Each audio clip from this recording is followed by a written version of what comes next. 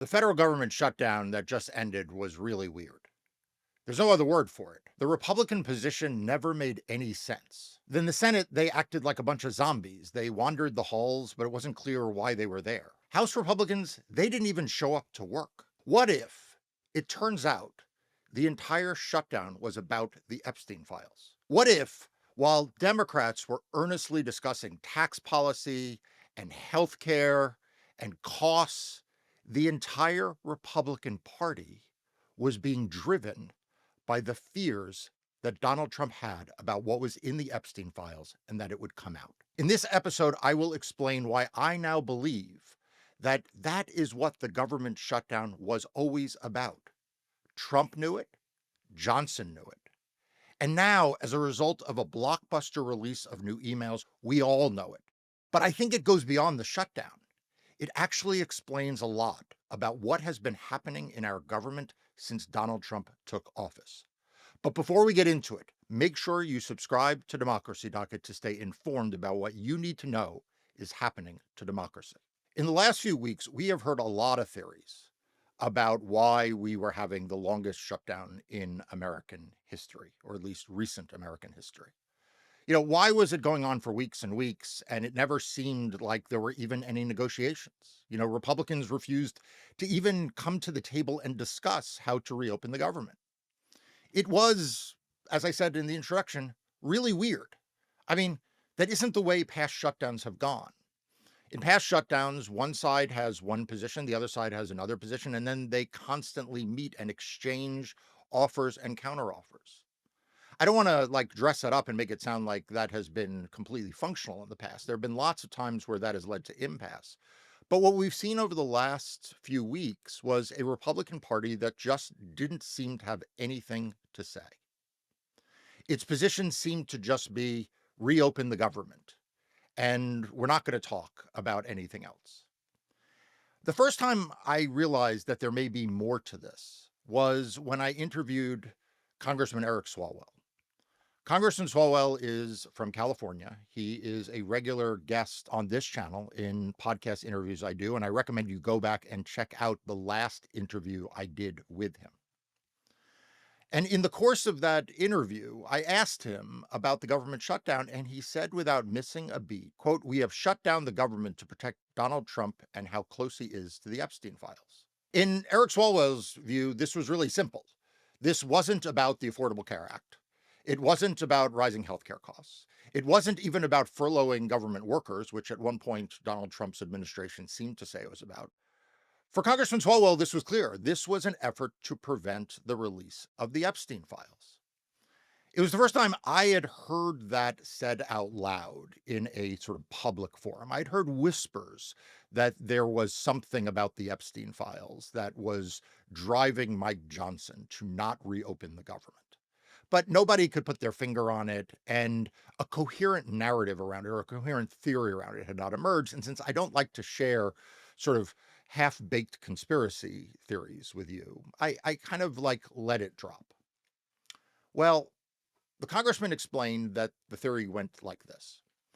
In order for the Epstein files to see the light of day, a majority of the House of Representatives could sign what's called a discharge petition, which means that if they say this petition has our signature on it and it reaches 218 votes, it automatically brings a bill to the floor. And the bill that the people signing this petition wanted is a bill that would require the release of the Epstein files. Normally, discharge petitions go nowhere because the Speaker of the House controls the floor. And since his party controls the majority, it's unlikely that a majority of the House is going to sign a discharge petition. But this Epstein files thing, he explained to me, was different because Republicans cared about the release of the Epstein files, and so did their voters. And so there were a handful of Republican members who had signed this discharge petition and were ready to force Mike Johnson on this vote. The problem for Democrats was that there was a vacancy in a House seat in Arizona. And even though that vacancy had been filled, essentially, a Democrat had won in an overwhelmingly Democratic district and was ready to be sworn in. Until she was sworn in, the discharge petition was one signature short. And therefore, Mike Johnson couldn't be forced to bring to the floor this vote that would ultimately lead to the release of the Epstein files. So, what Congressman Swalwell explained to me and in this video was the reason why we had a government shutdown was because House Republicans didn't want to come back into session. Now, at the time, House Republicans had been out of session for a while, but by the time we got to the end of the shutdown, I mean, it was unavoidable. I mean, it was crazy. The House of Representatives had not been in session since September 19th, and we were already into November. And so his theory that, again, he posited earlier than this was that Mike Johnson didn't want to bring the House into order, didn't want to bring it into session because that would require him to swear in this new member. And if the new member was sworn in, there'd be 218 votes on the discharge petition, and the dominoes would then fall one after another after another. Now, at the same time that this theory was being offered by Congressman Swalwell, and in fairness, then I heard it from a lot of other Democrats in the House of Representatives on the record. So it became one of the competing theories, but it was only one of several competing theories. The dominant theory remained that Donald Trump wanted to undo the Affordable Care Act, and that essentially he was causing a healthcare crisis around affordability of the Affordable Care Act in order to kill it. Like, as recently as earlier this week, we were still hearing people say that that's what happened with the government shutdown, that essentially this was always a game of chicken in which Democrats were trying to protect healthcare and Republicans were trying to destroy healthcare. Now, there were some other theories floated that maybe this was all an excuse for Donald Trump to gain a more authoritarian power. Maybe it was an effort to reduce the size of the federal government. Remember, there were all of those threats about government layoffs, mass government closures, right? So those theories were all competing. And as the government shutdown came effectively to an end when moderate Democrats, a handful of them, agreed to reopen the government with Senate Republicans, it still remained the dominant view that what was going on was really this healthcare fight. But what if it turns out that that isn't what was happening? What if Congressman Swalwell was right all along? What if Democrats were fighting about healthcare, but all of the Republicans were in on it, right? They all knew who Donald Trump is. I mean, you and I know who Donald Trump is. We all should have known who he is. Donald Trump is the guy who bought the Miss Teen USA pageant. Donald Trump is the guy who had his fixer pay off a porn star so that it wouldn't come out shortly before the 2016 election that he had had sex with her. Donald Trump is the guy who has been accused over and over again by women for inappropriate sexual touching and activity and has actually been found liable in one of those cases. I mean, that's who Donald Trump is. He's the guy on the Access Hollywood tape who said that he wanted to grab women by their private parts and then sort of dismissed it all as locker room talk. I mean, let me tell you something. I played sports, competitive sports growing up. And in my adulthood, I continued to find myself in a lot of locker rooms. I have never heard men or boys talk the way Donald Trump talks or do the things that Donald Trump seems to be continuously accused of doing. I think this is a situation in which Donald Trump understood who he is, and those around him know who he is. But too many pundits, too many people on the left thought, well, but he's the president of the United States. And as authoritarian as he may be, as grotesque as he may be, he certainly can't be driving US policy around the embarrassing release of details between him and Jeffrey Epstein. I think this is another example of a lack of imagination by those who oppose Donald Trump on just how crass and base and demented human being he is.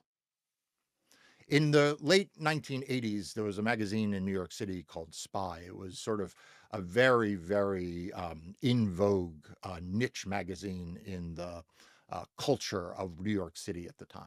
It didn't have a lot of profile outside of New York City, but if you were in New York City and you wanted to understand the scene that was New York City, you read Spy magazine.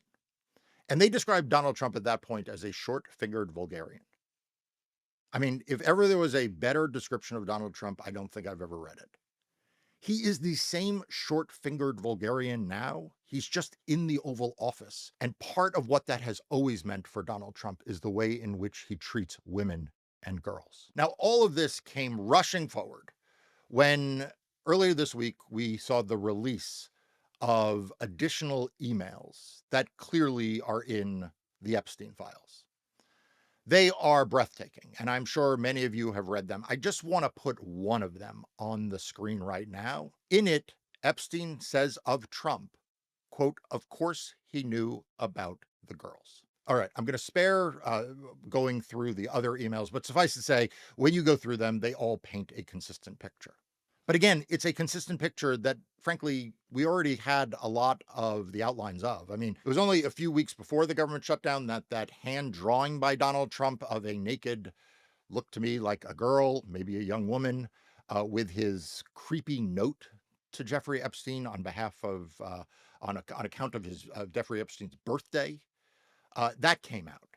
So, these emails are a blockbuster in that they advance the ball forward, but they are probably not a surprise to people, like I said, who know Donald Trump, and certainly not a surprise to Donald Trump himself. We have assumed that the dominant thing driving US policy over the last 10 months has been Donald Trump's desire to be a king. That's why on the left, there were the No Kings protests. It's the reason why Donald Trump routinely suggests that he may somehow not step down after his term ends or run for an unconstitutional third term. It's the reason why in memes that he shares, he has a crown or he is a king, right? Like, we have understood that authoritarianism is core and central to what Donald Trump is about. I've also argued, and I still believe, that at the heart of Donald Trump's mission in his second term is to seek political revenge against his opponents.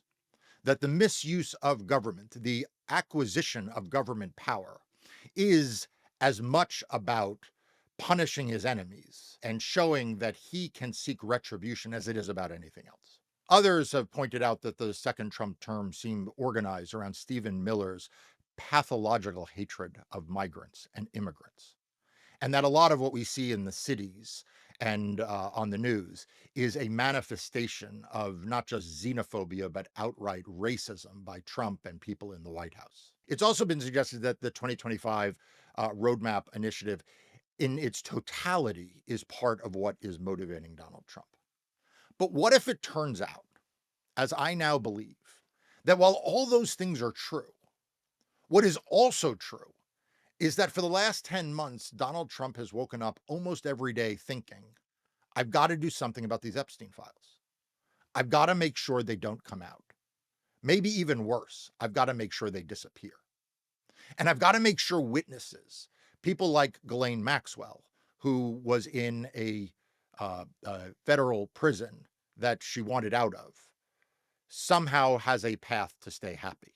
Now, she's still in a federal prison, but she's been moved to a much lower security federal prison where apparently, according to reports, she's receiving favorable treatment.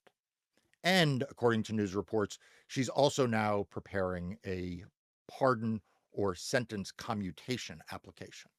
As if in this White House, paperwork matters for anything. If she's listening, she should know all Donald Trump cares about is the results. He doesn't give a shit about your forms. And so it's possible, in fact, I think now quite likely, that not just the shutdown has been about the Epstein files, but actually large swaths of the last 10 months have been about the Epstein files. Some of what we've seen from the Department of Justice, some of the erratic behavior on their part, some of the lying, the promotions, the purging. What if that's also about the Epstein files? Remember, Pam Bondi got herself in a lot of trouble with Donald Trump in the White House because she suggested that she was going to release the Epstein files. Remember, she did that big show in early March, I think it was, where she handed out binders to right-wing journalists and influencers saying this is the first volume of the release of the Epstein files. Well, that didn't sit well with Donald Trump. We know that. And when she said that she had the Epstein client list on her desk, that didn't sit well with the White House. They then announced that there were no such things as a client list. Donald Trump told everyone that there was no reason to even focus on the Epstein files at all, right? Remember that whole damage control? That goes all the way back to the spring. In the summer, the Epstein files took on kind of a new urgency because all of a sudden it looked like more parts of the Epstein files were going to be released. Remember, this is when the Department of Justice did that ridiculous stunt where it's like, well, we're going to go to court and ask that certain grand jury testimony be released to show that we're trying to release the Epstein files. And it turns out that what they were trying to release was like basically nothing. It was like basically stuff that's already been public, and it was summary testimony by FBI agents, but not like the underlying documents and not the testimony of the victims. Remember that? That was like another effort to blunt all of this. In fact, if you go back and think in your head, what was dominating the news? What was the thing that had the White House most off balance in the last 11 months? It was the summer and the Epstein files, when they clearly were both tone deaf, but also at sea on how to respond. It's really the one time during this administration in which Donald Trump lost control of his base. Elon Musk, remember, was predicting that Donald Trump was in the Epstein files. He said that was the Blockbuster news when they had their separation. Now, Elon then kind of walked that back. It may turn out that Elon was right the first time, but they were off balance because they knew they had a problem about the thing that Donald Trump cared the most about. I mean, think about it this way. If somehow it turned out that the White House could not contain healthcare policy, and the MAGA base was demanding an extension of the ACA tax credits to keep it affordable, does anyone think that the White House would have been in the level of high alert, would have been stumbling and fumbling, that the Department of Justice would have been sort of moving this way and that way to contain that? No, Donald Trump doesn't give a shit about policy. He would have been like, fine, yes, I've always been in favor of extending healthcare tax credits for the Affordable Care Act. And everyone would be like, but that's a lie. And he'd be like, no, no, no, that's true. And the legacy media would be like, well, on the one hand, well, on the other hand. But then like the news cycle would move on. No, the thing that thwarted him, the thing that threw him off balance has always been the Epstein files, not any of the other stuff. And again, this is not to say the other stuff doesn't matter, right? More than one thing can be true at once. He can both want to be an authoritarian. He can also want to undermine free and fair elections in 2026. He can also want to treat migrants inhumanely. He can also want to strip healthcare from hundreds of millions or tens of millions of Americans. Like, he can want to do all those things. And it also be true that the central thing that he worries about, the thing that he wakes up in the middle of the night in a cold sweat about, the thing that he wants to hide from even the people closest to him, the thing that he finds mortifyingly embarrassing, is contained in the Epstein files. I have come to understand that that is almost certainly what is happening. It's one thing for me to have come to that conclusion. It's another thing for House Democrats to have come to that conclusion, but that's not enough. Everyone in the pro-democracy movement needs to get over whatever squeamishness they have about centering the Epstein files. They need to stop thinking it is beneath them, that somehow they need to talk about more elevated topics like healthcare policy, trade policy, the economic effects of having the Department of Labor's Bureau of Statistics not putting out monthly job reports. Okay, those are not unimportant things, but if you're not also recognizing the centrality of the Epstein files to what the President of the United States worries about, then you are missing one of the key ingredients for how we are going to move forward over the next 3+ years. Because here's the thing. The Epstein files, they're out there. A lot of them are in the possession of the government. But, deleting those are not going to be easy. I mean, remember Pam Bondi and Kash Patel had FBI agents apparently working like around the clock in 24 hours a day, 7 days a week, cataloging what was in the Epstein files. And there were, again, a lot of rumors that I did not pass on at the time about what might be in or not be in those files. And I'm not going to start rumor mongering now because that isn't the way I roll. But it's going to be really hard to unring that bell because people have seen what they've seen. Agents have read what they have read. They have been put in databases. They have been coded. They have been categorized. So it's going to be hard for the Epstein files to go away within the possession of the federal government. But what we've seen is that there are other copies, right? I mean, you send an email and people still have copies of their email. You send a book with a naked girl drawing and someone still has the book with the naked girl drawing. You still have women who lived through the horror, who lived through the crimes of Jeffrey Epstein, and they still have their stories that they can tell.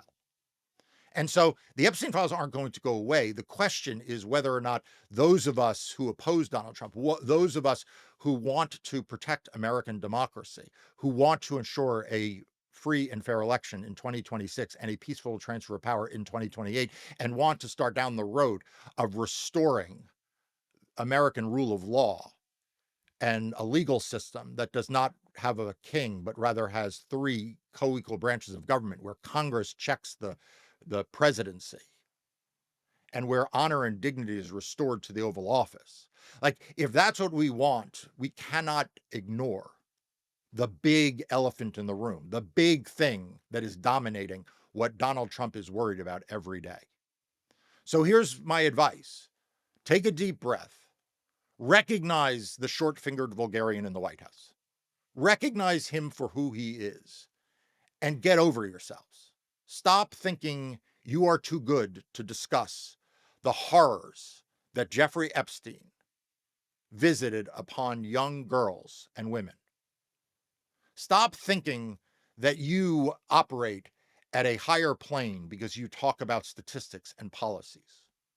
Start talking about how the Epstein files and the fact that Donald Trump doesn't want them to be released is influencing everything else. It's influencing whether we have government data. It is influencing whether federal workers are being fired. It is influencing our foreign policy. And yes, it is influencing his attacks on free and fair elections. I mean, the last one, which I'm an expert about, and is why probably most of you watch these videos and subscribe to Democracy Docket. By the way, if you are not already subscribed to Democracy Docket, please do me a favor.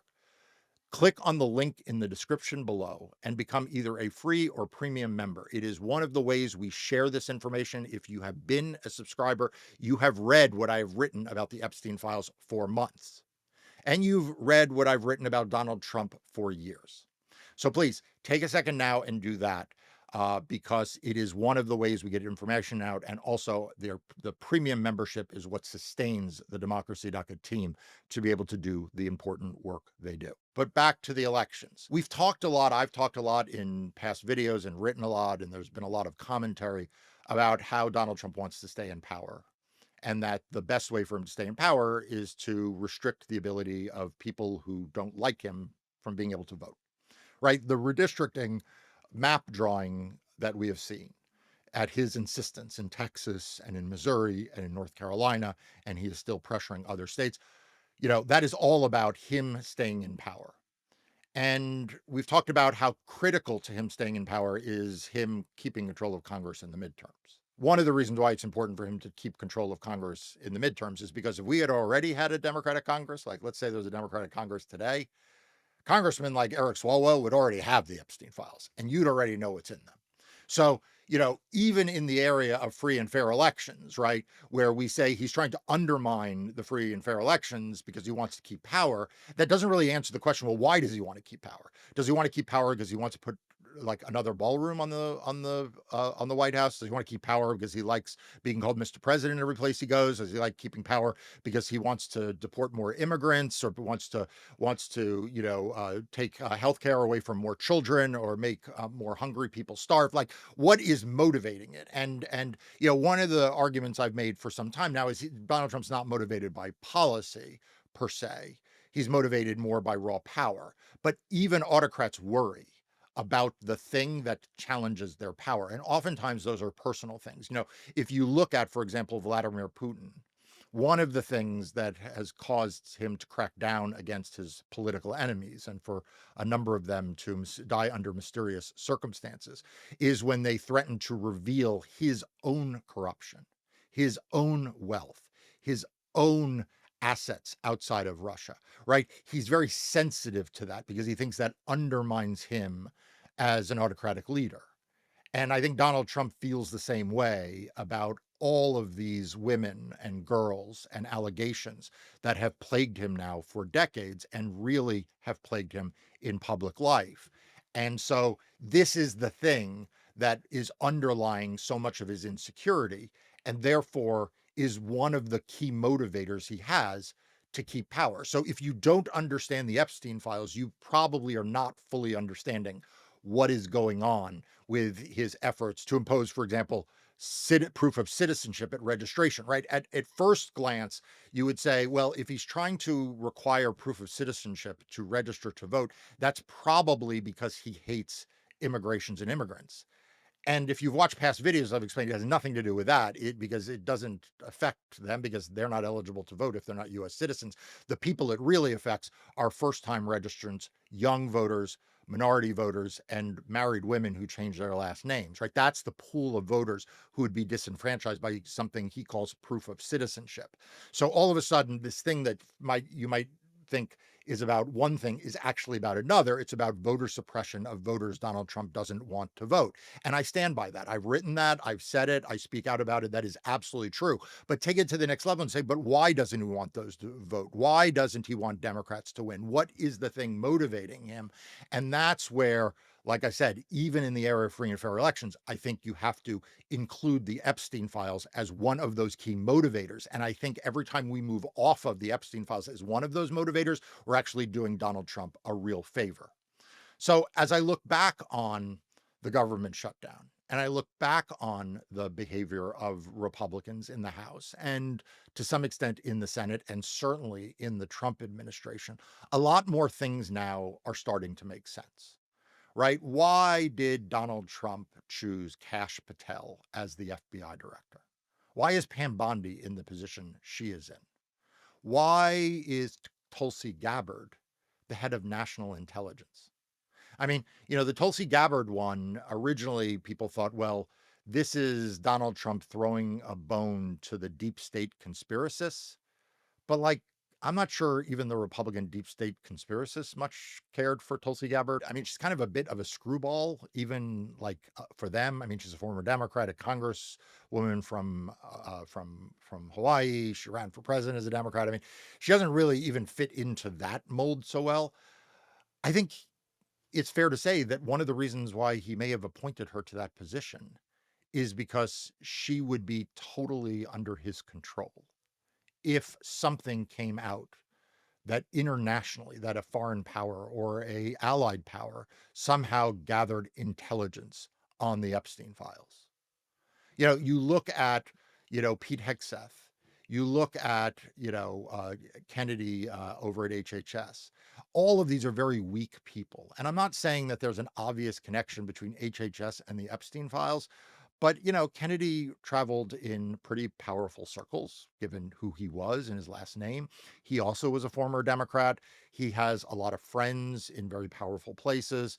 Like, why not put him in charge of vaccines and health if you're the president of the United States and you don't care about any of those policies? Think about his early alliance with Elon Musk and Doge. I mean, Doge now sits out there also as kind of like this one-off weird experiment. Like, you're like, well, what was that all about? Like, they came in, they put all of these young, MAGA coders in agencies. They got all these databases. They fired all these workers. They sent these stupid emails. They tried to shut government agencies.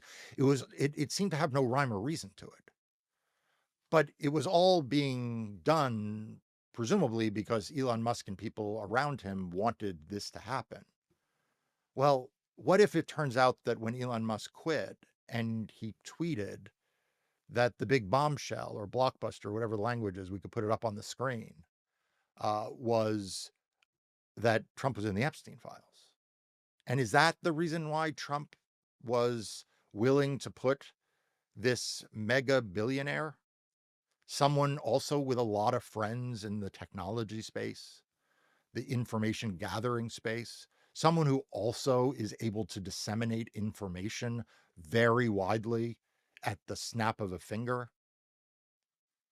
Is that why he wound up in charge of Doge? I mean, I think we really need to revisit the last 10 months and all of these big decisions and ask ourselves, was there some reason that Trump felt vulnerable, even if he wasn't blackmailed, even if he didn't say it out loud, that he just wanted to take a risk off the table?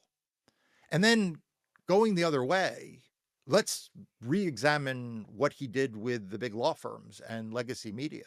Law firms can be an asset, but law firms can also be a threat. And I've talked a lot about the fact that his neutering of so many large law firms have taken them off the table for those of us who fight for democracy. I mean, we're not going to see the Paul Weisses of the world and their ilk, fighting against Donald Trump in court anytime soon on anything that matters to Donald Trump. Right. I mean, when we get to the 2026 elections, I promise you, we are on our own. We're not going to have big law cavalry. If we ever did, and there was a lot of, there was some, but it was always a little overstated by them. But we're not going to see them in the cavalry this time. And what about the legacy media? Maybe the reason why Donald Trump is so focused on taking these legacy media brands that are otherwise decaying in influence anyway. Right. I mean, like CBS News doesn't have the influence that CBS News once had, nor does ABC, nor does NBC, and certainly CNN. I mean, CNN, who the hell watches CNN anymore?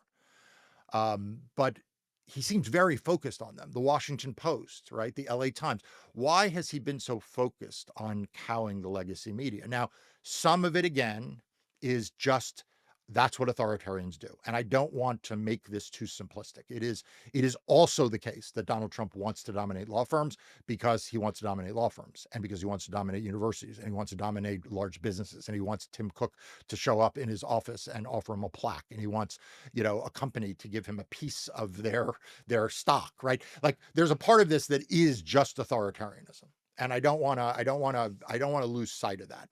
But is there a part of this that is also just hedging on the Epstein files that maybe he figures he gets a close pitch called a strike rather than a ball by working the umpires?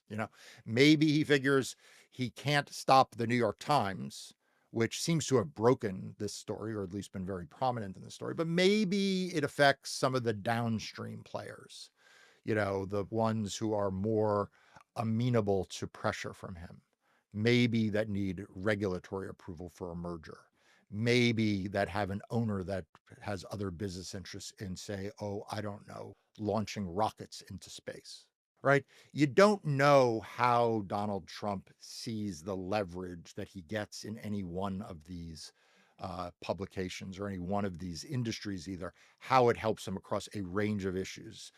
Again, the Epstein files doesn't explain all of it. My only point is that I think for many pundits and political people, they have not had the Epstein file explaining any of it. And where I have landed after this blockbuster, after this shutdown, after watching how this White House and this Republican Party in Congress has acted, watching who he has appointed to the cabinet and what they have done, and I have unpacked that in my mind, I have come to the unsettling conclusion that the Epstein files is a piece of much of it. Even if it's not the main piece, even if it's not the dominant explanation, it is a piece of much of it. And when it comes to the shutdown, I have to say, I think it was actually quite a large piece. I don't think it was incidental. I think it was intentional. I think that when Donald Trump and Mike Johnson saw that this was a way, extending this shutdown was a way to keep this discharge petition from moving forward, I think they ran into that idea. I think they jumped at that idea. I think that's why Donald Trump didn't want to do more meetings with congressional leadership. I think that's why there wasn't more negotiation on the part of Republicans. And I think it is the reason why, the Republicans in the House and the Senate who have essentially voted now and gone on record against affordability and lower cost health insurance and in favor of really unpopular policies, that they did that rather than accepting some piece of what the Democrats were asking for and frankly taking an electoral issue off the table. I mean, imagine if Republicans had been like, yes, we are going to extend the discounts and the credits for healthcare for a year. For a year. That was an offer that was made by Senate Democrats to Republicans just a week ago or so. And imagine if they accepted that. Like, how much better off would Republicans running in competitive House seats be? How much better off would a Susan Collins or a Dan Sullivan in Alaska or a John Cornyn in Texas? How much better off would they be electorally going into what are going to be tough midterms for them if they had agreed with that? But it now, like I said, explains why Donald Trump had no interest in that. By the way, Donald Trump also might have been politically better off because it would make it might help his poll numbers. But Donald Trump couldn't let that happen. And those around him couldn't let that happen. I think because of the Epstein files. I want to offer credit where credit is due. Congressman Swalwell was the first person to say it on my podcast. I'm sure there were other Democrats and pundits and probably senators and governors who also said it, and I don't mean to exclude them. But here is what I'm asking of you. I do this podcast series to try to not only keep you informed, but to give you insight into my own thinking, right? I mean, you have watched in this episode as I myself have worked through rethinking what went on with this very weird government shutdown. I have been processing this just like you have been. I haven't written much about the government shutdown because I have been processing it. I'm trying to figure out, like, how did we get where we are? Where are we relative to where we want to be? What does this all mean for the future of democracy? What does it mean for the future of free and fair elections? And doing a video like this helps me think this through, but it also gives you insight into at least the way I process through this. And so one of the things you can do to help me do these videos is to subscribe to this channel. Reach of these videos is really important. It makes sure that other people see them. It makes sure that more guests that you want to hear from come on them because they see there's more reach to the channel. So it's really easy. Just click the subscribe button that is right in front of you. And if you really want to do me a favor, also click the bell because that will give you an alert when new video content is posted on this channel. All of that is entirely free. You don't have to do anything. You don't have to pay anything. You won't be on any mailing list for that. You could just do that and you can support this YouTube channel. I want to thank all of you for your time and attention on this video. I want to thank all of you for watching and sharing it with your friends and your families. And one last thing, leave me a comment. I read your comments to know what it is that you like about these videos, what we can do better, what topics we can cover in the future. So before you go, just put a comment and I promise I will read yours and everybody else's. Thanks. I'll see you next time.